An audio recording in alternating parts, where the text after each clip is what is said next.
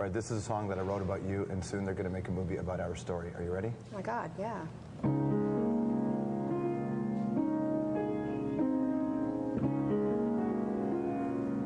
just starting. Dude, that's Phil Collins' song. It's not a Phil Collins song, man. I wrote that song for you. You sure?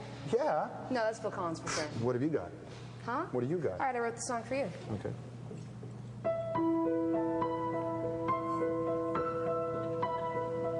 Whatever, that's totally Led Zeppelin.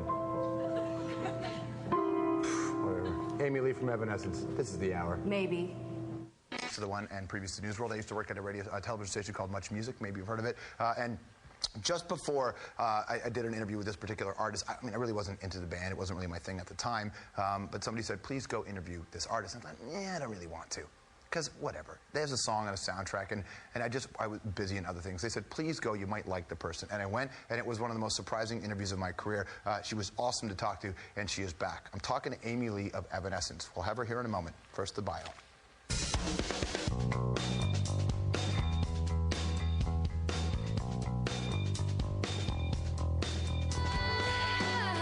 Let's talk with Amy Lee, lead singer of Evanescence. You know them, gothy pop band from Little Rock, Arkansas that made it big.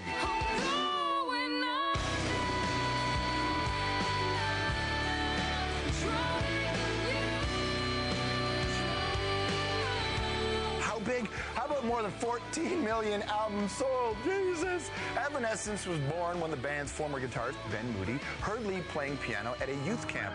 Lee, by the way, is a classically trained pianist, but on that day, she was riffing on Meatloaf's I Would Do Anything for Love.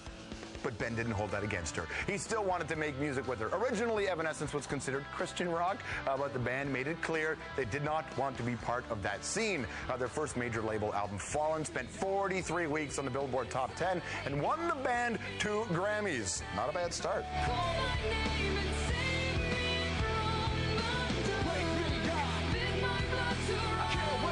Since then, Ben Moody has left Evanescence over quote-unquote creative differences, but Amy and the band have rolled on. These days, they're on a world tour promoting their new CD, The Open Door.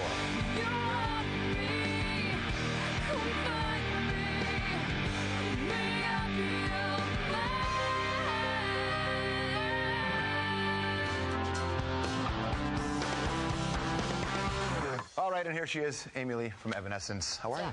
Good.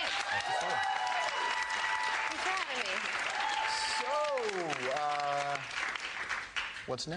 What's new? What's new? Tons. We've been touring like crazy. We just started touring like 3 days ago on this Canadian tour, and it's big and awesome. It's in these like huge arenas, and it snows on stage. That's the big secret, but it's not a secret anymore. It snows on stage? It snows because there's not enough snow out here. There's no snow out here. We're bringing the show indoors. Well, the snow indoors to the show. I think somebody should have told you that we don't really like the snow in Canada. At least not that That's much. why I come here. Fair enough. First time we talked was just before the Daredevil soundtrack came out. Your record hadn't even come out yet. It's been a long time. It's been a long time, and it's so much. We're talking Grammys and millions of record sales, and friends leaving the band, new guys coming in, illness, everything. Like it's been quite a story for you. Are you the kind of person who could sit back and look at what's happening to your band and you? Yeah, it's funny though, like when you pile it all together like that, it sounds impossible to handle, but you know, it's been a lot of years and it's just life. I mean, things happen. Keeping a band together is it's weird. It's like a family, you know, and things change and evolve and you have to love each other and grow together, and I feel like with all the challenges with Terry's stroke and Ben leaving the band and all those things have made us stronger as a core. Terry's doing really great, and I don't know, that was a big wake-up call for us. I feel like we all value our lives a little more. And for people who don't know the story, Terry comes in the band, who was another great band before, they're called Cold, and suffers a stroke, and he's a young man. Yes. And as you were saying before, he has to relearn a lot of stuff, doesn't he? Yeah, he kind of had to start from the beginning because we just finished recording all the guitar tracks like 2 days before he had the stroke, which is a weird, crazy, I don't know, miracle. But yeah, I had the stroke, and when he first woke up out of it, I mean, we were all just happy he was alive, but he was paralyzed on one side.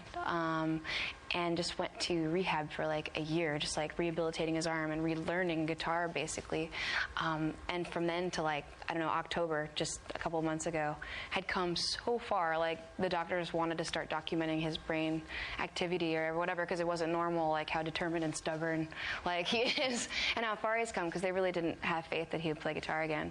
And he's totally playing and touring, and I mean every day he's getting better, but he's there. You know, most bands get to a certain stage of their career and the impression that is left is that it's easy street. We're doing all right. We show up and play the gigs. Yeah. What does that do inside your band when you go, oh, wait a minute, there is this thing called life? Where's Easy Street? I'd like to be on Easy Street. Yeah, that'd be awesome. Well, I don't know if there's any such thing. It doesn't matter what you do. There's always going to be just life, you know, drama and whatever else. But there's a lot of good times too. Are you good with it? Can you handle drama all right these days? I think so. I think actually I've had a lot more drama in the earlier part of my life, and now it definitely feels a little more evened out. Probably just because I don't get so upset. Like you get to the point where you see a lot and just kind of go, oh, another emergency, whatever. We'll handle it. I've seen worse. So I just don't get as upset anymore, and that's a great thing because, you know, usually, I don't know, it's not an emergency after all. But probably easier on the band, it's too. just a crazy life, like the whole record industry thing. Like everything's an emergency, and you have to learn that, you know, you just have to be cool, make music. I don't want a comparison because I don't think that's the appropriate word, but I want a sort of a perspective on writing with Ben versus writing with Terry. Because you and Ben had so much history when the first record came out and there was all the stuff about you guys, to being in this position now. Yeah. And how different is that?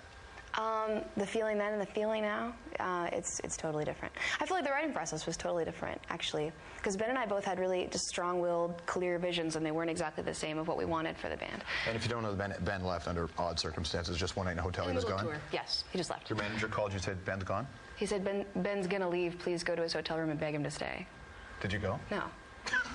It was the best. I told him, I was like, this is the best thing that could happen to us. He was miserable. He didn't want to be there. Right. So it was a good thing that he left. It was just weird timing. We're joking before, and I look at this on the album cover. You're showing the skin here, this character, and you actually don't show nearly as much skin as you would think someone would pressure you to. That's what's rare about the way you present yourself. Thanks. Is that I didn't say it was good. I said to his stylist the other day, she had this really cool dress that she wanted me to wear. I was like, nah, I can't wear this. It looks really good, but I can't wear it. She's like, why? And I was like, what you don't understand is the more skin I show, the less people think I write my own songs. And she was like, what? But that's exactly how I feel about it. It's like, not only do I not want to do it, you know, for me, just because I want to keep some things to myself, but also just, I don't know, it's a respect thing. I'd rather be a musician than just I don't know, an icon or something. You feel that way. The more skin you show, the less people think you write your songs. Does the audience present that to you? I just think that's the way the industry is. That's kind of my view. As horrible and judgmental as it is, it's kind of true. What kind of letters do you get from fans? From young girls? From young girls? Yeah. All kinds. A lot of people want to share their experiences with me, especially the things that have been hard for them, and just vent stuff and get it off their chest. So it's like writing to a Dear Abby or whatever, which is cool, but at the same time, sometimes it's a little like, oh, this is a lot to handle, you know, some of it's really, really hard. But I feel like they're all my little sisters. I'm the oldest in my family, and I've got two younger sisters who are teenagers, and I love them, and I always take that role, you know. So it's cool playing to the crowd because them, and a lot of it just feels like I'm playing to my peers, like I've been there, been there, you're just like me. But do their letters and the relationship that you have with them affect the way you do what you do, how you present yourself? It just makes me realize how sensitive they are, and that it is kind of important what I do and the way I do it, and I'm doing this for me, I really am, but at the same time I'm doing it for them, not just the girls, but all the fans. It's cool. I don't know, I feel like it's me being able to go back in time to myself as a teenager when I was having a really hard time and make it a little bit better. Who'd you listen to when you did? Bjork. A lot, because she was just really creative and inspiring. I loved Soundgarden, I loved Nine Inch Nails, I really loved Nirvana a lot. What do you say about hard time? What do you mean? Hard time? When you go back, yeah. High school is impossible. I mean, isn't high school horrible? Sorry, but I don't mean school, I don't mean trying to learn, like, yeah, that's cool, stay in school, but, like, I don't know, people are mean in high school. Like, it's just hard. Everybody's so hard on you and judgmental, and everything's not good enough, and it's like, a lot of people don't realize, I think most people in high school, whatever, don't realize that there's another world out there beyond high school that's way better. And it does get better, but you don't know because you haven't been there. I've always thought when people say high school is the best time of your life, or said by people who hate their lives now. Yeah. Nice to see you, Amy. Thank you very much. Thanks a lot. Amy Lee from Evanescence, everybody. everybody. When the hour returns, we'll get into this.